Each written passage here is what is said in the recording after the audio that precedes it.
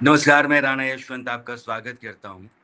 मैं बिहार में पटना में हूँ और मेरे सामने ये अटल पथ जा रहा है, पुनाई चक मोहल्ला है और ये एक दफ़्तर है।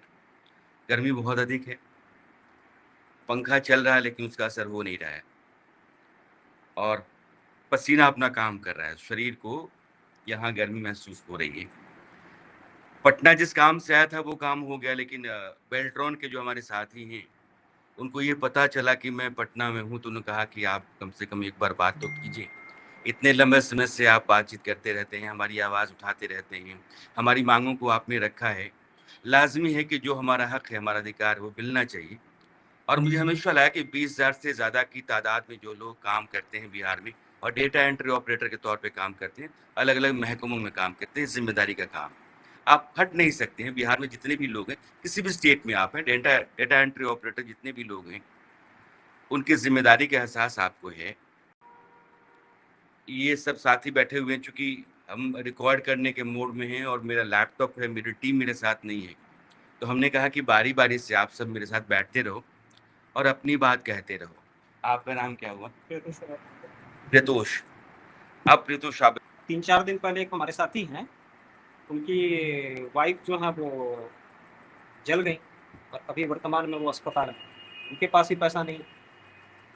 इस तरीके का समस्या जो है वो लगभग सभी लोगों के साथ है।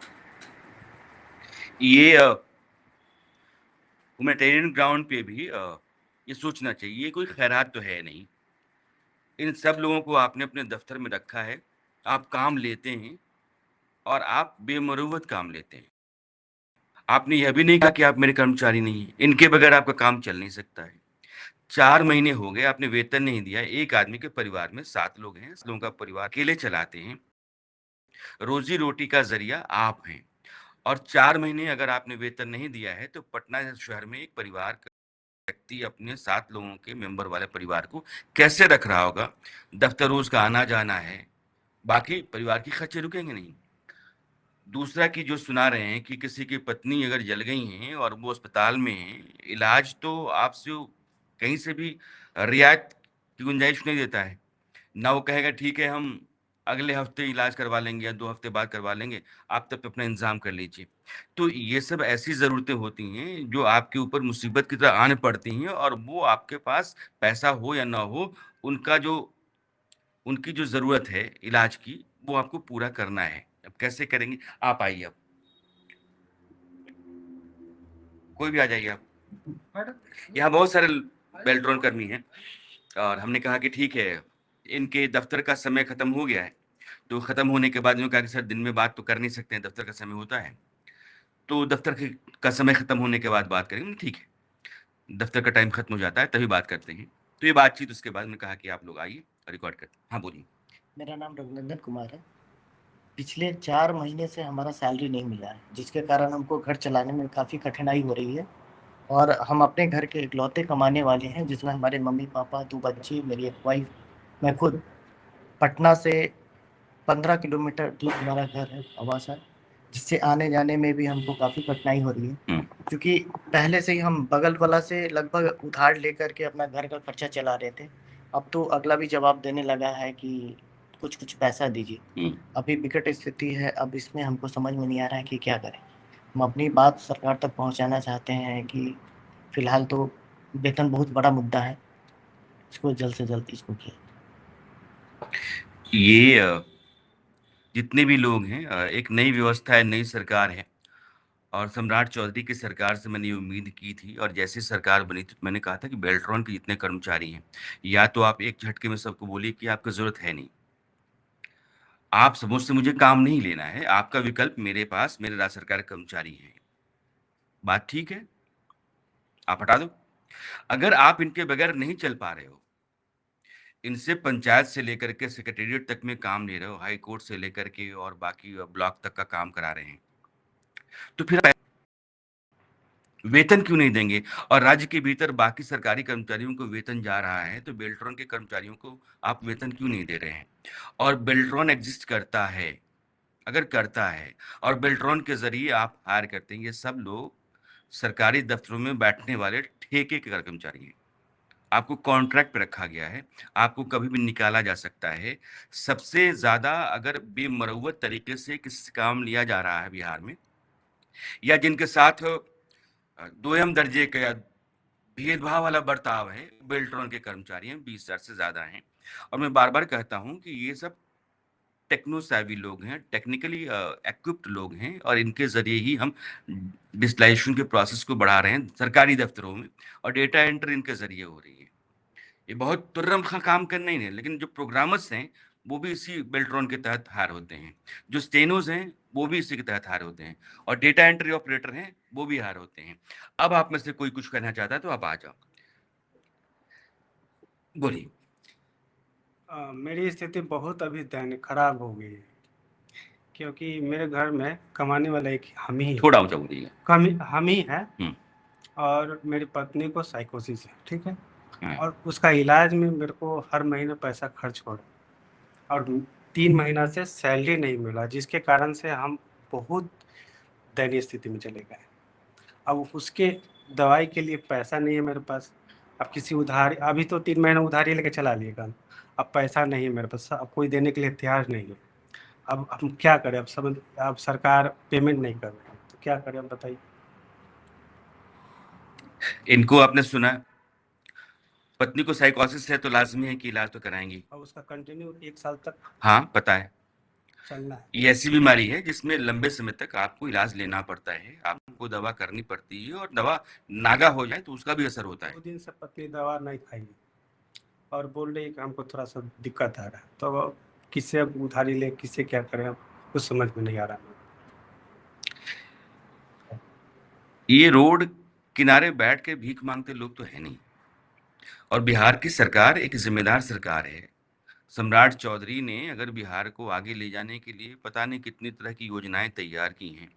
केंद्र की सरकार ने बिहार के लिए बड़ी-बड़ी योजनाओं को यहाँ ज़मीन पर उतारना शुरू किया है, ताकि बिहार से किया गया वायदा कल कारखाने, रोज़गार का, वो पूरा किया जा सके। लेकिन 20,000 लोग जो नौकरी में हैं, उनके साथ अगर ऐसा सलूक है कि पत्नी 2 दिनों से दवा नहीं खा रही है क्योंकि घर के भीतर पैसा नहीं है। हमने जितने लोगों से उधार लेना था सबसे ले लिया, अब बाकियों के दरवाजे बंद होने लगे हैं। कितना अपमानजनक है कि मेरे पास अपनी मेहनत का पैसा सरकार के पास पड़ा हुआ 3 महीने का, और मैं दूसरों का मुँह ताकता हूँ या किसी का दरवाज़ा नॉक करता हूँ, या फ़ोन करते समय भी मेरे हाथ काँपते होंगे, पता नहीं सामने वाला मेरी सुनेगा, नहीं सुनेगा, मुझे मेरी मदद करेगा, नहीं करेगा।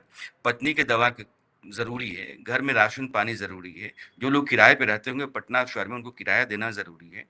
और मैं पटना शहर के भीतर यहाँ की सरकार से बात करना चाहता हूँ, इस गर्मी में ये तपता हुआ है, और इस कमरे के भीतर बैठने का किसी को कोई शौक नहीं होता है, लेकिन 20,000 लोगों की आवाज़ आप तक पहुँचाना, बिहार की सरकार तक पहुँचाना, अगर किसी पत्रकार का फ़र्ज़ बनता है, तो उसको हर तरीके की इस तरह की दिक्कतों को दरकिनार करके और इन तक पहुँचना चाहिए, इनसे बात करनी चाहिए। तो मैंने अपना रास्ता बदला, मैं यहाँ तक आया, इनके दफ़्तर के ख़त्म होने का इंतज़ार करता रहा। दफ़्तर जब ओवर हुआ तो ये मेरे पास उमस है, गर्मी है, लेकिन आप समझिए कि उमस, गर्मी इनकी ज़िंदगी में कहीं ज़्यादा है। इसका तो निदान है कि आप सड़क पे निकल जाएँगे, हवा आ जाएगी, पंखा चल जाएगा तो थोड़ी राहत मिल जाएगी, लेकिन इनके पास कोई निदान फ़िलहाल दिख नहीं रहा है। और यह बिहार की सरकार की ठीक नाक के नीचे हैं। प्रधानमंत्री, मुख्यमंत्री के दफ़्तर में भी डेटा एंट्री ऑपरेटर काम कर रहे होंगे, हाई कोर्ट में काम कर रहे होंगे, सेक्रेटेरिएट में भी काम कर रहे होंगे, अलग-अलग विभागों में काम कर रहे होंगे। तो ऐसा कोई महकमा नहीं है, ऐसा कोई विभाग नहीं है जहाँ डेटा एंट्री ऑपरेटर नहीं होगा। और आपने उनको देख के बाद भी अनदेखा किया हुआ है। आपके खजाने में बाकी सबको वेतन देने के लिए पैसा है, लेकिन इन लोगों को देने के लिए पैसा नहीं है। इनका चूल्हा चल रहा है, नहीं चल रहा है। इनके आने-जाने के लिए साधन मिल रहा है इनको, नहीं मिल रहा है। इनके घर में बीमार लोगों का दवा, दारू हो रहा है, नहीं हो रहा है। हमको इससे कोई मतलब नहीं। बिहार सरकार कमोबेश इसी मोड में है क्या? और इसी मोड में है तो फिर इनको आपने हायर क्यों किया? हायर किया है तो आप इनसे लगातार काम क्यों ले रहे हैं? इनके बगैर आपका काम चल भी नहीं सकता है, और इनको आप अपने दरवाजे पे बिठा करके भी इनकी रोजी-रोटी बंद किए हुए हैं। ये नाइंसाफ़ी है, ये गलत है। आप में से कोई और आएगा? आइए, प्लीज़ आइए। सर, हाँ, फिर से एक चीज कुछ बोलना चाह रहे हैं। आइए, बिल्कुल आप कंटिन्यूअस रहिए, इसमें कोई दिक्कत नहीं, आप बोलते रहिए, बोलिए। सर ऐसा है कि ये व्यवस्था जो है ये सिर्फ और सिर्फ है थर्ड पार्टी के कारण। थर्ड बेल्ट्रॉन, पार्टी, हाँ बिल्कुल, बेल्ट्रॉन, हाँ ठीक। जो भी वेतन भुगतान होने में जो भी समस्या आ रही हाँ है हाँ, वो थर्ड पार्टी के कारण हो रहा है। और राहुल सिंह स्पष्ट तौर पे कह चुके हैं, जब ये संख्या हमारी 8,000 थी उसी समय उन्होंने एकदम स्पष्टता के साथ कहा कि ये पेरोल मैनेजमेंट करने में असमर्थ हो रहा है बेल्ट्रॉन। मेरा ख्याल है कि ये 2019 का मामला है। राहुल सिंह एमडी थे जी जी, बेल्ट्रॉन के, और बेल्ट्रॉन का एमडी ही राज्य सरकार को लिख रहा है। क्या लिख रहा बताइए? वो उन्होंने स्पष्टता के साथ लिखा कि थर्ड पार्टी पे अत्यधिक निर्भरता के कारण, थर्ड पार्टी पे अत्यधिक निर्भरता के कारण इनको समय पर वेतन नहीं मिल पाता है, और ईपीएफ ईएसआईसी का जो वैधानिक कटौती है वो समय पे जमा नहीं होने के कारण राज्य सरकार को पेनाल्टी करना पड़ता है। और इसके अतिरिक्त जीएसटी है। तो 9,000 लोगों का जो आंकड़ा उन्होंने दिया उसमें उन्होंने स्पष्टता के साथ कहा कि 50 लाख रुपए का वार्षिक क्षति जो है वो राज्य सरकार को हो रही है, 50 करोड़, 50 करोड़। और अभी वर्तमान में संख्या हमारी 20,000 है, तो ये 100 करोड़ से ऊपर है। 25 लाख के करीब जो है ये आंकड़ा चला जाता है।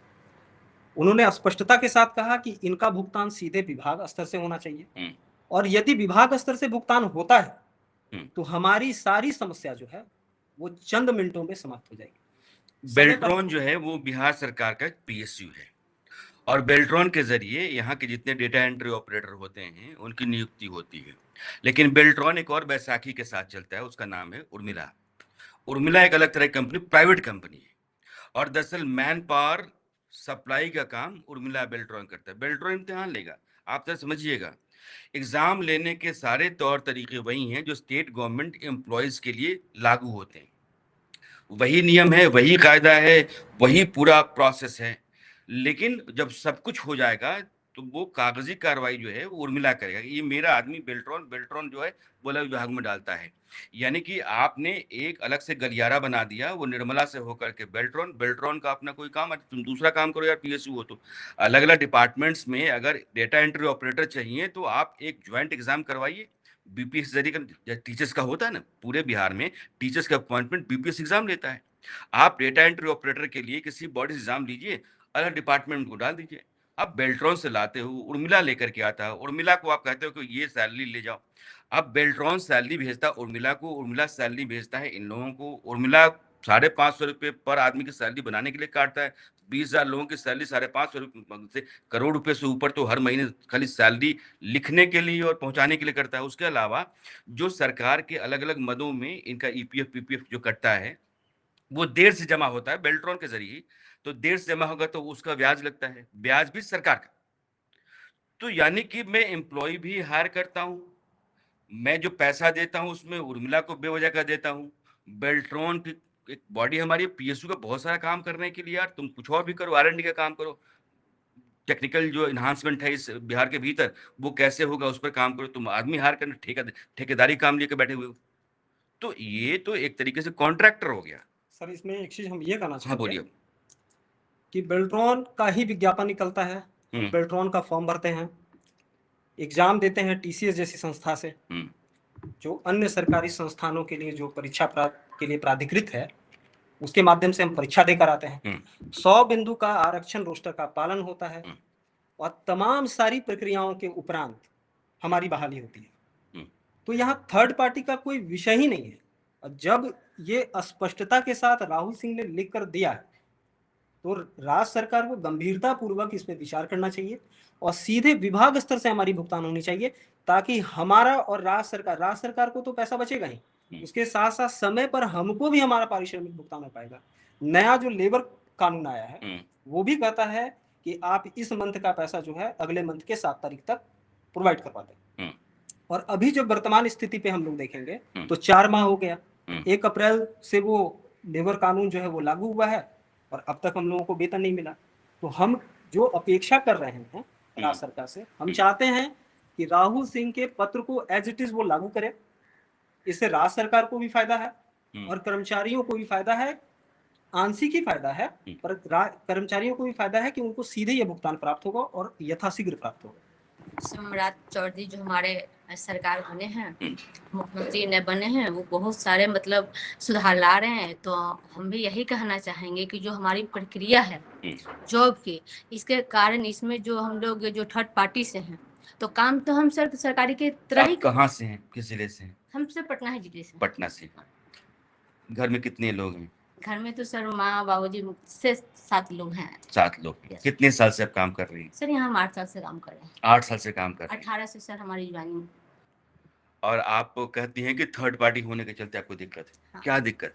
सर थर्ड पार्टी के कारण बहुत सारी सुविधा जो हमें नहीं मिल पाती है, और एक अंदर जो भेदभाव जो होता है, जैसे हम लोग का एसएल है, सरकारी कर्मी को दिया जाता है, हम लोग को नहीं दिया जाता है। तो कहीं नहीं कहीं सर काम करते हैं और नहीं मिलता है, तो थोड़ा भेदभाव वाली स्थिति तो अपने आप में थोड़ा खराब लगता ही है। दूसरी बात है सर, जो क्षतिपूर्ति होता है, तो सरकारी कर्मी अगर हमारे साथ सैटरडे संडे आते हैं तो उनको क्षतिपूर्ति लेने का अधिकार है, लेकिन हमको अधिकार नहीं है। तो यहाँ पर भी थोड़ा सा खल जाता है। ठीक है, बहुत सारे ऐसी चीजें हैं सर, जो मतलब पूरी मेहनत लगन से काम करने के बावजूद भी जो सम्मान हमें चाहिए, या समय पे पेमेंट की बात हो गई, ये तो खैर 4 मंथ से है, 3-4 मंथ से। लेकिन अक्सर देखा जाता है सर कि अगर सरकारी कर्मी का कोई त्योहार हो, ठीक है, सरकारी कर्मी के लिए अलग से आदेश निकल गया, अगर 30 को है तो उन लोगों को 25 को पेमेंट मिल गया। लेकिन हम लोगों को अक्सर देखा गया है कि दिवाली दशहरा बाद हम लोग का पेमेंट मिलता है। ठीक है, हम लोगों को फेस्टिवल में पैसे की जरूरत नहीं पड़ती है सरकार की नजर में। ये हमेशा है? ये हमेशा है सर, सरकारी वाले आदेश निकलता है। कभी बेलटोन के एमडी ऐसा नहीं है कि वो आदेश निकाल दें कि इन लोगों को भी अगर कोई दुर्गा पूजा है या कोई दशहरा है तो इनको पहले दे दिया जाए। लेकिन सरकारी कर्मियों को अक्सर ऐसा होता है कि उनको दे दिया जाता है। एक चीज हो गया सर। तो हम सम्राट चौधरी से यही कहना चाहते हैं कि हम लोग भी अगर वहाँ काम कर रहे हैं तो हम लोग को भी विभागीय सहयोग कर दें, जिससे हम सम्मान से काम भी करें, मैंने अपना और हम लोग भी अगर मेहनत करते हैं तो जो भी सरकार के जो भी एम्प्लॉय हैं, अगर वो एक ही बार में वो लोग 2-2 प्रमोशन पा लेते हैं, लेकिन हम 8 साल से काम करते हुए अगर हमारे नजर के सामने किसी को 2-2 प्रमोशन एक साथ 3 साल पे 3.5 साल पे जोड़ के दिया जाता है, अगर हम 8 साल से वहीं पे पूरा समर्पण के साथ काम करके भी अगर मुंह ताक रहे हैं, तो सर अब इससे बुरा और क्या फील होगा। तो सरकार हमारे लिए भी सोचे। वो कहते हैं सबका समान है, सबका साथ है, सबका विकास, लेकिन विकास तो हम लोग को दे नहीं रहे हैं। विकास हम लोग का कहाँ हो रहा है सर? तो हम वहीं पे काम कर रहे हैं, जैसे हैं वहीं हैं। इंक्रीमेंट होता है? इंक्रीमेंट होता है, बस इंक्रीमेंट साल में मतलब 10% का हम लोग का होता है, लेकिन जो पद का होता है, जो सम्मान का होता है, वो नहीं होता है। तो बस रिक्वेस्ट यही है कि हम लोग को भी जो है विभागीय समायोजन कर दिए नियमित, अगर सर से संभव क्या होना ही है सर। अगर आपको तो बेचारी के होना चाहिए सर, कि अगर कोई एम्प्लॉय हमारे यहाँ अगर 8 साल से काम कर रहा है तो उनका एक मतलब होता है ना अंदर का, इन लोगों को नियमित कर दिया जाना चाहिए। अगर ऐसा हमारे लिए करते हैं तो सर वो हमारे लिए तो बहुत अच्छे हो जाएंगे। हमें सरकार का हम भी हमेशा गुण गाएंगे। रिक्वेस्ट मेरा यही है सर। और ये चीज जो है ना सर, जो आउटसोर्सिंग का जो धब्बा है, वो कहीं ना कहीं ऐसा होता है ना कि हम काम कर रहे होते हैं पूरा समर्पण के साथ, लेकिन एक अलग तरह का जो भेदभाव वाला जो होता है, अरे ये लोग तो वहां से है, अरे नहीं वो बेल्टोन से है, अरे इसको ये चीज ऐसा नहीं, मतलब इन लोग पे लागू नहीं होता है। उस टाइम जो हम लोग अंदर जो फील होता है ना सर, उसको हम शब्दों में बयान नहीं कर सकते। ये सम्मान स्वाभिमान का मामला है, ये अछूतों की बस्ती की तरह है। बिल्कुल सर। सरकारी कर्मियों को आज समझ लीजिए कि आज के डेट में जो पहले होता था ना, मतलब स्वर्ण कास्ट के लोग कहते थे, ठीक है, सरकारी कर्मी हो गए, उसके नीचे जो ओबीसी आते हैं समझिए को संविदा हो गए, और जो अछूत जाति को होते हैं समझिए का जो बेल्टोन कर्मी हो गए। सिंपल बात, हर चीज में मतलब उनके साथ भेदभाव है सर।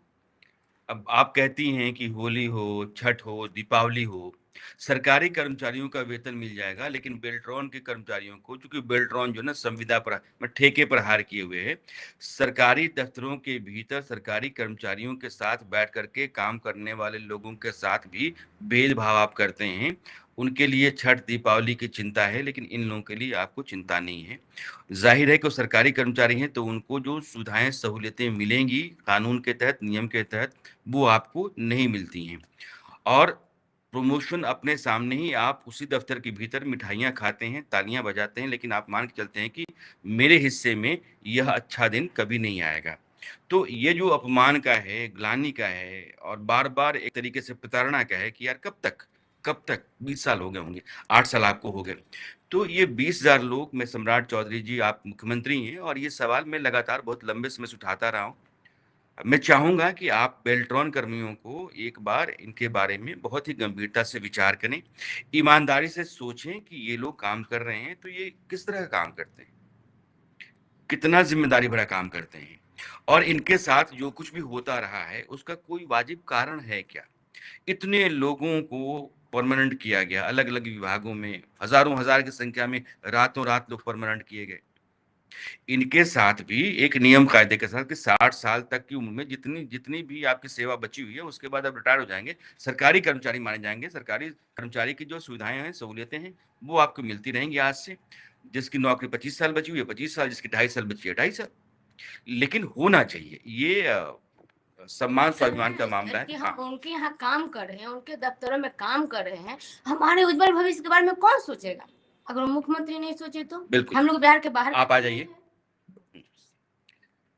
तो ये बारी-बारी से, चूँकि यहाँ है लंबी जमात, तो मैं चाहता हूँ कि ये ऐसा फ्रेम है कि इसके अलावा अगर कुछ भी करूँगा तो ऑडियो वीडियो का संकट आ जाएगा। बात जाएगी नहीं। मैं जानता हूँ कि जितने भी बेल्ट्रॉन के लोग हैं, सब सुनते हैं। बोलिए आप। सबसे बड़ी व्यवस्था है सर, हुँ, हम लोग जितना दिन से काम कर रहे हैं, काम करने के बाद पेमेंट तो अभी सबसे बड़ी चीज़ है। और ये सरकार में हम लोग का जो व्यवस्था है हुँ, कि अगर आप 10 साल 15 साल से काम कर रहे हैं, हुँ, 15 साल के बाद आपकी सेवा को लौटा देता है। लौटाने के बाद आपको उस समय सरकार अक्षम मानता है हुँ, कि आप काम करने लायक नहीं है, और वही व्यवस्था में जो वेतन मिलता है हुँ, और वो थोड़ा सा कम करके आप क्षम हो जाते हैं, यानी आप जो है उसी विभाग में वही जगह जा करके आप करने के लिए स्वतंत्र हो जाते हैं जब आपकी सेवा को वापस किया जाता है। और फिर वही व्यवस्था से सिर्फ वेतन कम मिलता है। ये हम लोग में व्यवस्था है हुँ। आज ऐसे। दोबारा समझाइए इसको आप। जैसे हम काम कर रहे थे, हाँ, 2013 से काम कर रहे थे। हाँ। पहले हम प्लानिंग डेवलपमेंट डिपार्टमेंट में थे, हुँ, वहां से सेवा मेरा ब्रेक हो गया, हुँ, वापस हो गया। मेरी सैलरी 23,000 पे हमारी सेवा को लौटा दिया गया, हुँ। और पुनः वही सारी यानी व्यवस्था के अंतर्गत आपकी ज़रूरत नहीं पड़ी। नहीं पड़ी। आपको कहा गया ठेके वाले हैं, आपने इतने दिन काम किया, अब ठीक है इतने दिन का हिसाब लीजिए, जी जी आप जाइए। जी। फिर सेवा ज़रूरत पड़ेगी तो आपको हम बुलाएँगे। हाँ, तो दोबारा जब मेरा हुआ हुँ, तो 17,000 पर फिर मेरी बहाली मैंने वही व्यवस्था के आलोक में दूसरे डिपार्टमेंट में चले गए। ये व्यवस्था है ये एक आउटसोर्स। अलग तरह का संकट है और ये ज़्यादा अपमानजनक है। मैंने मान लीजिए कि एग्रीकल्चर डिपार्टमेंट में 4 साल काम किया और मेरा वेतन 23,000 रुपए है। अब एग्रीकल्चर डिपार्टमेंट ने कहा कि यार अब मुझे इन लोगों की ज़रूरत नहीं है, क्योंकि मैं ठेके पे हूँ, बेल्ट्रॉन ने मुझे रखा था। तो बेल्ट्रॉन ने कहा कि भाई अब आप जाओ, तो आपकी सेवा समाप्त हो गई। अब किसी और विभाग को लगता है कि हमको 5 लोग चाहिए, तो जिनकी सेवा समाप्त हुई थी, बोला भैया आप तो इम्तिहान दे कर के आई हो, आप तो क्वालिफाइड हो ही, आप तो काम करते रहे, आप आ जाओ। तो आप आ गए, तो कहा कि अब क्या है ना कि जो शुरुआती सैलरी है 17,000 वाली, आप फिर 17,000 पे जाएँगी।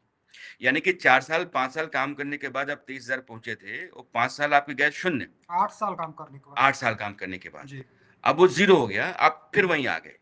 फिर से अभी 5 साल काम तो किए। बार-बार ज़ीरो होने की त्रासदी भी यहाँ आपको झेलनी पड़ती है और ये आपके साथ हुआ है। जी जी, बिल्कुल हुई है।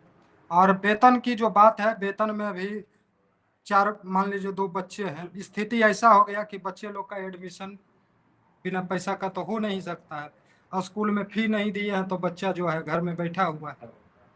मकान मालिक रेंट के लिए बार बार कॉल कर रहा है कि भाई पेमेंट दीजिए। हमारी जो व्यवस्था है 10-20 हजार की नौकरी में जो पैसा देने वाले लोग हैं, वो भी औकात देखते हैं कि ये लोग को 20,000 25,000 मिलता है, तो ये लोग लेने लायक कितना है, 1,000-2,000 रुपया देते हैं। तो वो 1,000-2,000 से क्या परिवार चलेगा अगर वेतन अपना नहीं मिलता है समय पे? ये स्थिति आज हम लोग के साथ हुई 4 महीनों से। ये मार्च-अप्रैल का महीना है, बच्चों का एडमिशन का महीना होता है। अगर आपने फरवरी, मार्च, अप्रैल और मई आ गया है, वेतन नहीं दिया है, तो आदमी अपने बच्चे का एडमिशन कराया कहाँ? उन बच्चों के साथ भी नाइंसाफ़ी है। आप सिर्फ़ इनको ही नहीं मार रहे हैं, इनका हक़ ही नहीं मार रहे हैं। आप जो आने वाली पीढ़ी है, उस पीढ़ी के बेहतर भविष्य को भी कुचल रहे हैं। इनका समय पर वेतन नहीं दे करके, इनको दरकिनार करके, इनको खाक मान करके, ये तो कूड़ा-करकट लोग, भाई ज़रूरत ही नहीं। और कहीं ना कहीं सर हम लोग भी सरकार के एक अंग हैं, बहुत सारी काम हैं तो हैं हम लोग मैं कर जानता रहे हूँ। हैं, सारा व्यवस्था सबके लिए है, तो हम लोग के साथ ऐसा क्यों व्यवहार? हम लोग को भी समय पर अगर जितना पैसा मिलता है समय पर पैसा मिले, हमारा भी बाल बच्चा बढ़िया से पढ़े, ताकि हम लोग भी अपने मनोयोग से उस काम को कर अपने पाए। गति से करें, तो ताकि आगे ये भी दबाव, ये तनाव तो रहता होगा, क्योंकि 4 महीने से घर परिवार आप चला नहीं रहे, बच्चों का एडमिशन हो नहीं रहा है, बिल्कुल सर, बिल्कुल दफ्तर में काम करने में दिक्कत होती होगी आप लोग। बिल्कुल स्थिति है सर। गाड़ी कहीं बंद हो जाता है तो उसके लिए तेल के लिए पैसा नहीं रहता है, ये भी स्थिति हम लोग झेलते हैं अभी। समय पर ऑफिस पहुंचना है, परेशानी आपके साथ क्या है वो तो दूसरे को लेना देना है नहीं सर, आप तो समय पर ऑफिस जाएंगे ही। ये व्यवस्था कहाँ है कि आप तो ऑफिस नहीं जाइए, पैसा नहीं मिल रहा है तो आप घर में सो जाइए, ये तो व्यवस्था है ही नहीं सर। तो आप लोग तो जिस दिन नहीं जाते होंगे उस दिन का पैसा कट जाता होगा, आप लोगों को छुट्टियां मिलती हैं? हाँ छुट्टियाँ मिलती है। सीएल पीएल हाँ की तरह हाँ होता है। CL मिलती है, हाँ। लेकिन ऑफिस का जो व्यवस्था है उसमें छुट्टी के लिए तो हम लोग को पदाधिकारी पर डिपेंड करता है सर, पदाधिकारी जैसे छुट्टी देंगे, छुट्टी अगर एक्सेप्ट करेंगे तो हम छुट्टी में जाएंगे, नहीं करेंगे जो व्यवस्था है जिस हिसाब से वर्क का लोड रहता है उस हिसाब से हम लोग काम करते हैं सर। तो छुट्टी तो अपनी जगह नौकरी होगी। करने के बाद भी जी। कैसे आदमी पाई पाई को मोहताज रहता है, इसी को कहते हैं। और मैं जिन लोगों के बीच में बैठा हुआ हूँ, गाड़ी खराब हो जाए तो तनाव हो जाए कि पैसा गाड़ी ठीक करने के लिए कैसे हो, घर का राशन, बच्चों का एडमिशन, किराया वगैरह वगैरह। सबसे जबरदस्त चीज है सर किराया। आज के डेट में पटना में सभी लोग मान लीजिए जो भी वो ऑपरेटर मुरवत नहीं भाई देगा, हाँ, वो मुरवत नहीं करेगा। सारे लोग जो है मकान मालिक को तो चाहिए 10 तारीख के 10 तारीख रेंट उनको चाहिए ही चाहिए। अच्छा एक बार व्यवस्था अगर हो जाएगी 2-4 महीना का जमा हो जाएगा तो वो भी तो अगला देख रहा है कि आप रूम खाली कीजिए, आप कहाँ से व्यवस्था कीजिएगा, वो आपका प्रॉब्लम, मेरा क्या प्रॉब्लम है उसमें। हमने आपको समय पर रूम दिया, आपको किराया से मतलब है, समय पर किराया दीजिए, ये चीज आप कीजिए तो अच्छा है, नहीं तो आप दूसरा रूम देख लीजिए।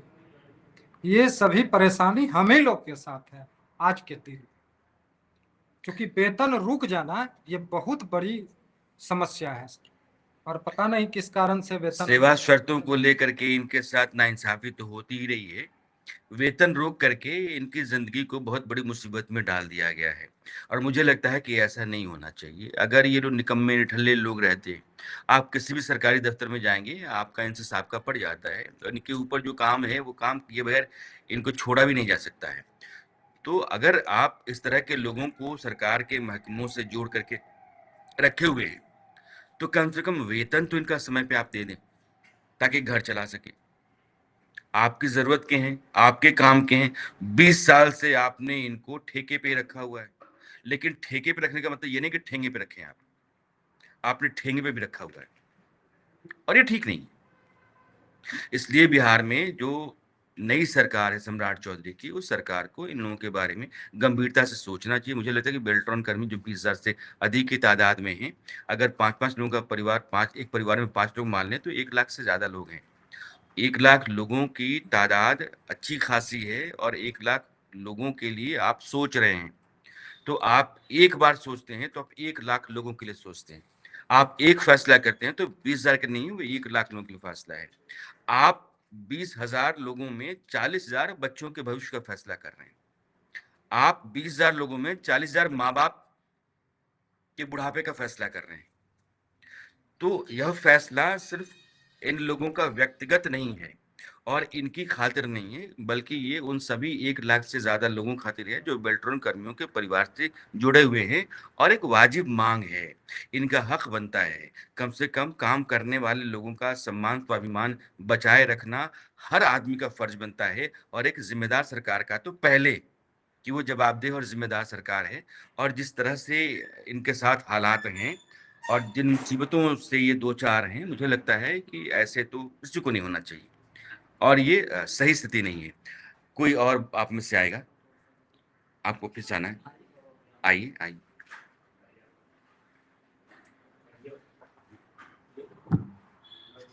बताइए।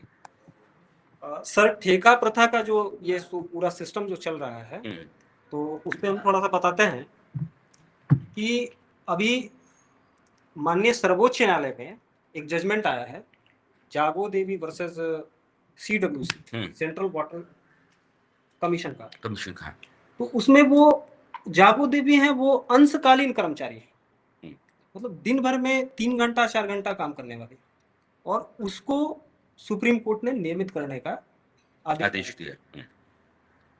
उसके उपरांत हम लोगों की अगर व्यवस्था की अगर बात की जाए तो रोस्टर का पालन, परीक्षा, शैक्षणिक योग्यता और टीसीएस जैसी संस्था के माध्यम से परीक्षा कंडक्ट करवाना, उसके बाद विभागों में हमारी सेवा जो है वो दी जाती है। हम लगातार 365 दिन काम करते हैं, राज्य सरकार के लिए काम करते हैं और महत्वपूर्ण काम करते हैं, चाहे वो अंचल में चले जाएं, हम लोग पंचायत में चले जाएं, चुनाव का समय आता है तो चुनाव में हम सरकार का जो आदेश होता है उसका पालन करते हैं। कोविड के समय हम लोगों ने काम किया, वोटर पुनरीक्षण के समय हम लोगों ने काम किया, लगातार मतलब 365 दिन हमारी सेवा जो है वो हम लोगों के द्वारा दी जाती है। तो ये व्यवस्था को समाप्त करके सीधे, चूंकि हम फिर से दोहराना चाहेंगे कि राहुल सिंह ने भी वर्ष 2019 में, अभी केंद्र सरकार मतलब सुप्रीम कोर्ट का भी जजमेंट आया, और राहुल सिंह ने बहुत पहले ही, सर ने बहुत पहले ही सरकार को ये पत्र लिखा है कि सीधे इनका विभागीय भुगतान हो। और ये जो भी व्यवस्था जो चल रही है, 4 महीने से हम लोगों को भुगतान नहीं हुआ है, तो हमारा बस यही अनुरोध है सरकार से कि वो सीधे हमको भुगतान करें। ये जो सुप्रीम कोर्ट ने सेंट्रल वोटर कमीशन के खिलाफ जो फैसला दिया था, जी जी, उसको आधार बना करके आप लोगों ने कोर्ट में जाने की कोशिश की? नहीं, अभी हम लोग कोर्ट में जाने का अभी हम लोग नहीं ऐसा किया सर। अभी हम लोग चाह रहे हैं कि सरकार इसको संज्ञान ले और फिर वो चीज लागू करे, और लागू करे तो फिर कोई कोर्ट क्यों जाना चाहेगा। अदालती मामले बहुत लंबा चलते हैं और कर्मचारियों को लगता है कि अदालत में जाने के बाद सरकार कहीं बिगड़ ना जाए, नाराज ना हो जाए, फिर उसके बाद कहे कि ठीक है तो अब आप लोग घर ही जाइए। आप ठेके पे हैं तो दिक्कत तो हो सकती है, और कोर्ट का फैसला क्या होगा, कब तक होगा, इस बात का अंदाजा होता नहीं है, तो आदमी बुरिस नहीं लेता है, उस जोखिम को उठाने की हालत में होता नहीं, क्योंकि जिंदगी का बोझ ही इतना ज्यादा है कि आप कुछ और उठाने की हालत में नहीं है। और मैं फिर से कहता हूँ, आप में से किसी और को आना होगा तो आप आ जाना, लेकिन मैं कंक्लूड करना चाहता हूँ कि ये बेल्ट्रॉन कर्मचारियों के लिए मैं पटना आया, काम कुछ और था, लेकिन पटना से निकल रहा था, आप लोगों ने जब फ़ोन किया, मैं पुनाई चक के इस एक बड़े से कमरे में आया, सामने अटल चौक, अटल पथ भाग रहा है, और यहाँ बैठ करके इनकी मैंने इसलिए सुनी है कि आपको सुनाना, खासकर बिहार सरकार को बताना बहुत ज़रूरी है, और बार-बार मेरे बताने का ऐसा नहीं कोई बहुत ही करिश्माई असर हुआ। हाँ, चर्चा अलग-अलग महकमों में, सरकार के भीतर, मंत्रियों में, विधायकों के बीच में होती रही है, और उस बात को मुझ तक भी पहुँचाया जाता रहा है। तो अगर मैं दीवार से बात कर रहा हूँ कि दीवार मुझे मेरी बात ही लौटा रही है, या मैं पहाड़ों चोटियों से बात कर रहा हूँ कि वहां से लौट करके आवाज मेरी मुझ तक आ रही है, तो ऐसी बात मैं नहीं कर रहा हूँ। मैं इंसान से बात कर रहा हूँ, मैं दीवारों से, पहाड़ों चोटियों से बात नहीं कर रहा हूँ। मैं एक हुकूमत से बात कर रहा हूँ जो इंसानों के लिए बनी हुई है, इंसानों के जरिए बनी हुई है, और ये जमहूरियत है, लोकतंत्र है। लोकतंत्र में बिहार सरकार के मुख्यमंत्री, जो मुखिया हैं सरकार के, उनको इनके बारे में सोचना चाहिए। इनके साथ जो भी होता रहा है उसमें कितना सही है, कितना गलत है, इनके साथ जो होना चाहिए वो क्या होना चाहिए, और इनकी बात सुन करके सरकार की तरफ से कोई वाजिब और ज़रूरी फैसला लिया जाना चाहिए, ये आवश्यक है। तो मैं लौट तो जाऊँगा दिल्ली, शाम को ही, देर रात मेरी फ्लाइट होगी, लेकिन मैं जानता हूँ कि पटना से दिल्ली जाने के बाद भी ये वीडियो उन सभी लोगों के बीच में होगा जो बेल्ट्रॉन कर्मी हैं, और सरकार के पास भी होगा। सिर्फ एक लाइन कहना चाहता हूँ, ये लोग कॉम्पिटेंट लोग हैं, ईमानदार लोग हैं। ये सरकारी कर्मचारियों के इशारों पर 8 से 10 घंटे लगातार काम करने वाले लोग हैं, लेकिन बार-बार अपमानित होते हुए लोग हैं, बार-बार दुत्कारे जाते हुए लोग हैं, और गाहे-बगाहे जो मौका मुहाल है, छठ की, दिवाली, होली, उन मौकों पर आप इनको वेतन ना दे करके सरकारी कर्मचारियों को वेतन देते हैं, ये अलग तरह का अपमान है। और अब जब 4 महीने से आपने वेतन नहीं दिया है, तो कैसी ज़िंदगी आपने सुन ली है, और किसी की भी हो सकती है। वो आदमी जो चौराहे पर भीख माँगता है, अगर उसको भी 4 महीने भीख नहीं मिले, तो जो एक रोटी से अपना जीवन चलाता है, उसके लिए भी दूभर हो जाएगी ज़िंदगी। यहाँ तो परिवार लेके चलना है, कॉम्पिटेंट लोग हैं और वो सरकार का काम कर रहे हैं, जिम्मेदारी जवाबदेही का काम कर रहे हैं।